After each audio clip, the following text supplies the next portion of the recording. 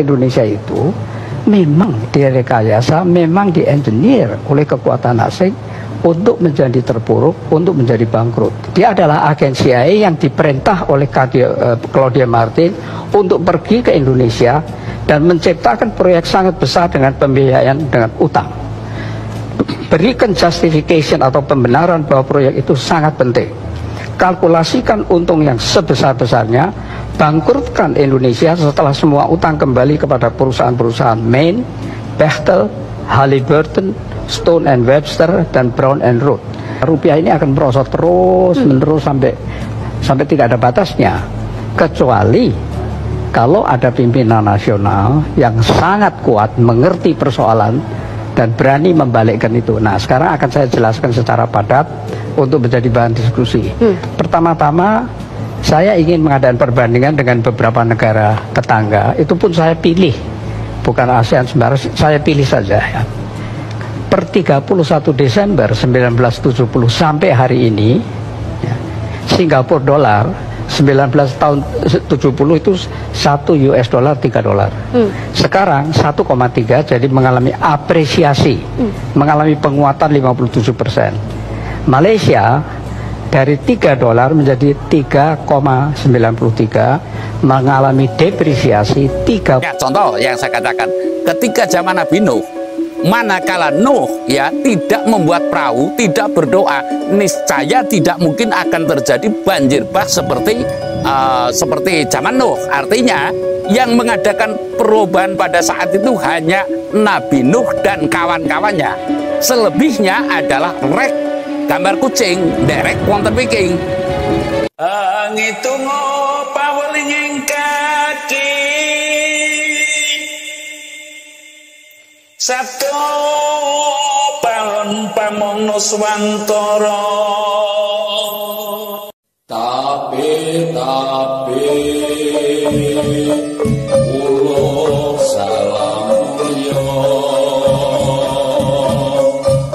atur bagyo isuka nusantara. Om wilahing jati nuhuni ajat-ajat luhur Nusantara, tapi uluk salam mulia. Perjalanan Indonesia merdeka yang saya tahu dulu itu, manusia itu berani berkorban ya. Berani berkorban untuk memerdekakan bangsa. Namun ada pepatah juga, Bung Karno, musuhku adalah penjajah yang nyata. Namun lebih berat lagi, nanti penerus Indonesia adalah yang dimusuhi adalah bangsa sendiri. Intinya seperti itu. Nah, sekarang kasunyatan Indonesia itu kalau nggak keliru sudah 78 tahun merdeka. Sampai sekarang masih pula belum membuahkan hasil yang toto titi tentrem kerto turaharjo, apalagi para bangsawan pendiri bangsa ya. Kalau sekarang itu kan menurut saya pemimpin bangsa belum tentu bangsawan. Lah ini harus ada jedah di sini. Artinya kita mesti menghayat bahwasanya ada bangsawan tidak menjadi pemimpin bangsa, namun ada pemimpin bangsa yang bukan bangsawan. Yang dikarenakan Indonesia merdeka itu sudah sekian tahun lamanya, sehingga para pendiri bangsa yang tahu persis atas tujuan Indonesia merdeka, yaitu anti kapitalis dan imperialis, sekarang menjadi ya religius dan pengemis, kalau boleh kasar saya ngomong ya. Artinya saya mengatakan kita apa-apa serba bersandar kepada ngemis lah, taruhlah ngemis, pajak kan termasuk ngemis lah. Ini kalau boleh saya mengkritisi, boleh dong saya mengkritisi bahwasanya mungkin dikasih kata mungkin ya, mungkin kegiatan keagamaan itu juga perlu pembiayaan. Mungkin pembiayaannya itu ya tidak lain tidak bukan ya kata kasarnya itu yang ngemis, dan itu banyak terjadi sekarang. Kalau hari Jumat sebelah kanan itu ada, sebelah kiri itu ada, terus pakai mobil dan meminta-minta untuk dalihnya membangun tempat ibadat lah. Padahal di satu sisi masih ada yang lebih penting daripada mungkin membangun tempat ibadat. Karena apa? Perekonomian sekarang sedang sangat gonjang-ganjing sekali, di mana himpitan masyarakat sudah tercengkram oleh kapitalis, dan lalu sebagiannya imperialis. Lah saya akan mengkomentari bahwa ada seorang yang cerdas ya menurut kami dan mengatakan secara vulgar, itu ahli ekonomi mungkin bernama Quick Quenki apa siapa itu, yang jelas saya sangat salut memberikan wacana kepada bangsa ini. Artinya dengan kata telak-telak, bangsa ini tidak mungkin akan bisa meranah atau berubah ke yang lebih baik ya, manakala tidak ada pemimpin yang berani terang-terangan melawan, membela bangsanya untuk menampik semua ini. Intinya menampik daripada cengkraman bangsa asing yang ngeluhi itu ya ibaratnya kalau sapi itu ditonyok hidungnya, lalu mau tidak mau harus nurut dengan majikannya, begitulah. Lah ini sekarang posisi Indonesia akan berubah dari segi mana? Sekali lagi akan berubah dari segi mana? Kalau kita mau mengadakan perubahan dari segi ekonomi juga tidak mungkin karena kita sudah terlalu banyak hutang ya. Lalu kita akan mengadakan perubahan dari segi politik juga tidak mungkin karena politik itu perlu pembiayaan dan tidak lain tidak bukan kalau partai yang membiayai ujung-ujungnya ya negara dan rakyat ya. Lalu kalau segi budaya sekarang sudah nyaris bangsa ini tidak mengenali budaya ya.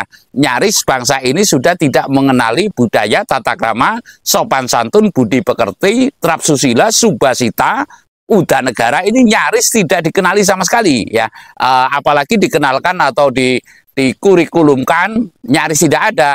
Lah dari segi pertahanan saya rasa pertahanan Indonesia saya tidak merendahkan, mungkin dari kualitas manusianya boleh, namun dari persenjataannya atau alutsista kurang memungkinkan gitu loh. Lah jadi mau tidak mau kita mendambakan revolusi yang secara maksimal, yang secara seksama.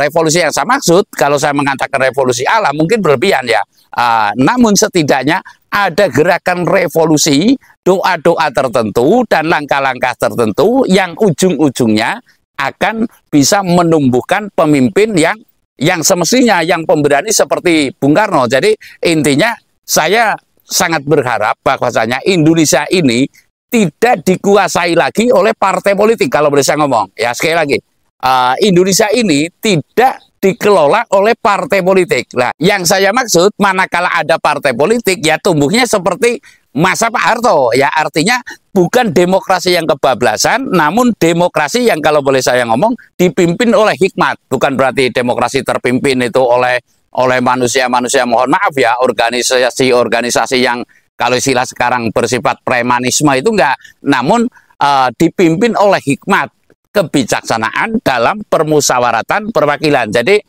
saya meyakini bahwa akan mengambil dari segi apa ya, Indonesia ini akan berubah menjadi Toto Titi Tentrem Turah Harjo manakala tidak ada revolusi alam, yang revolusi alam itu pastinya terjadi dari doa-doa manusia yang sangat mencintai bangsanya. Contoh yang saya katakan, ketika zaman Nabi Nuh, manakala Nuh ya tidak membuat perahu, tidak berdoa, niscaya tidak mungkin akan terjadi banjir bah seperti zaman Nuh. Artinya yang mengadakan perubahan pada saat itu hanya Nabi Nuh dan kawan-kawannya.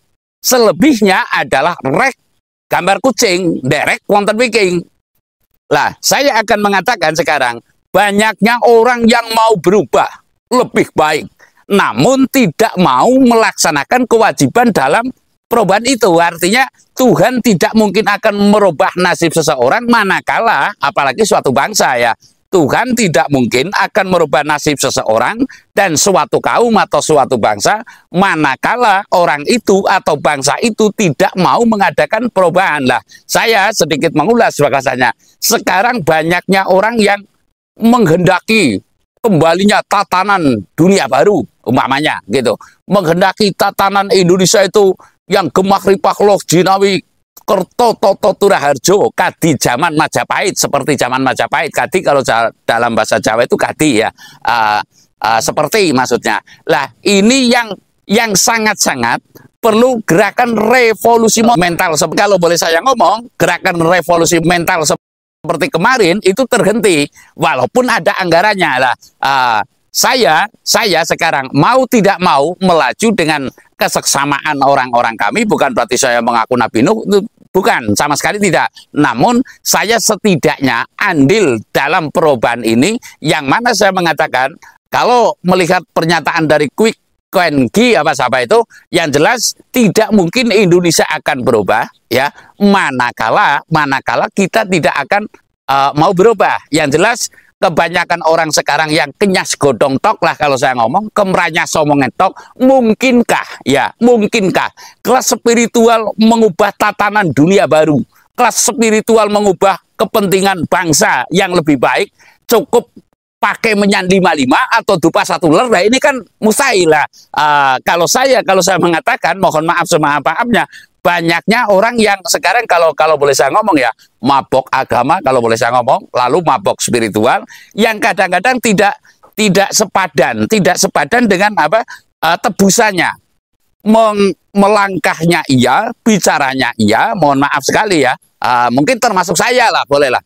Bicaranya ya, namun penyesuaian daripada perimbangannya, ibaratnya kalau saya mau ngangkat barang 30 ton, setidaknya kita pakai trailer ya. Lah setidaknya itu, atau ton-ton. Lah sekarang mau ngangkat 30 ton itu pakai kol SS 120 SS, kira-kira gimana? Bledos nggak? Lah ini yang saya maksud, artinya keseksamaan ini semestinya seluruh dari pejabat sampai masyarakat secara seksama mengadakan perubahan, terutama menurut kami adalah secara spiritual yang nanti menumbuhkan mental dan menumbuhkan pemimpin yang profesional laksana zaman Soekarno, sehingga bisa ndadagi atau nataki Indonesia dalam perubahan yang saiyek saikokapti, artinya gemah ripah Kertotura Harjo sesuai dengan tujuan kemerdekaan. Saya rasa demikian. Terima kasih.